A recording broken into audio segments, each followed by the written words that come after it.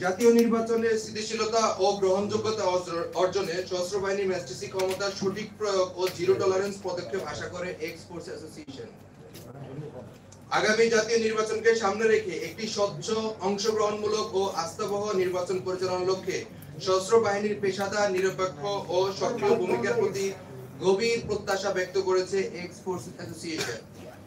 X force association আশা ব্যক্ত করেন যে অতীতের অভিজ্ঞতা ও সীমাবদ্ধতা কাটিয়ে উঠে সশস্ত্র বাহিনী এবার জাতিকে উপমহাদেশের একটি গ্রহণযোগ্য, শান্তিপূর্ণ নির্বাচন উপহার দিতে সক্ষম হবে।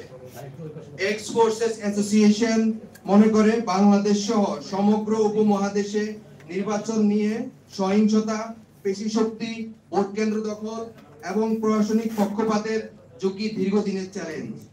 এই বাস্তবতায় এক্স ফোর্স অ্যাসোসিয়েশন আশা ব্যক্ত করেন যে সেনাবাহিনীর ম্যাজিস্ট্রেসির পূর্ণাঙ্গ ব্যবহার, ন্যায়সঙ্গত এবং জিরো টলারেন্সের মাধ্যমে নির্বাচনের পরিবেশকে নিরাপদ, নিয়ন্ত্রিত এবং জনগণের আস্থার উপযোগী করে তুলতে পারবে।